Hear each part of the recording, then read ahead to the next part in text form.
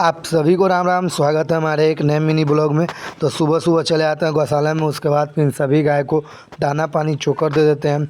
उसके बाद फिर करीब 10-11 बजे के करीब हम चल देते हैं ट्रैक्टर लाने। ट्रैक्टर लाकर फिर हम उसमें तेल वगैरह डलवा लेते हैं अच्छी तरह से। तेल वगैरह डलवाने के बाद हम और हमारे भैया दोनों को निकल देते हैं रस्सा वगैरह लेकर, क्योंकि हमें लादना था। हमारा सारा का सारा भूसा वगैरह जो भी था वो भांगा में कसा चुका था, तो लेबर वगैरह भी आ चुका था। उसके बाद फिर भूसा को हम लोग ट्रैक्टर पर लाद लेते हैं।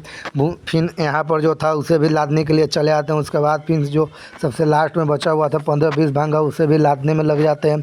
उसके बाद फिर रस्सी की मदद से सारे भांगों को अच्छी तरह से ट्रॉली पर बांध लेते हैं कि बीच में कहीं भी कोई भी भांगा सरक कर गिरे नहीं। और फिर अच्छी तरह से पूरा हम लोग बांध लेते हैं भांगा को। उसके बाद फिर ट्रॉली लेकर भैया निकल देता है। हम पैदल ही रोड पे चले आते हैं, क्योंकि ट्रैक्टर थोड़ा सा ज़्यादा हिलता है, इसलिए हम खेत में ट्रैक्टर पर नहीं बैठे थे। उसके बाद फिर रोड पर आते ही हम भी ट्रैक्टर पर बैठ जाते हैं। उसके बाद फिर घर आते ही सारा का सारा भांगा को उतारने लग जाते हैं। साथ में ही साथ लेबर के मदद से सारा भांगा को खाली भी करवा देते हैं।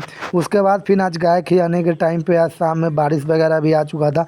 इसी वजह से हम सभी गाय को आज गौशाला के अंदर ही दाना पानी दे देते हैं। उसके बाद फिर बारिश होता है तो हमें कुछ नमकीन खाने का मन करता है, तो हम ले आते हैं अपने और सभी के लिए मिक्सचर और लस्सी वगैरह।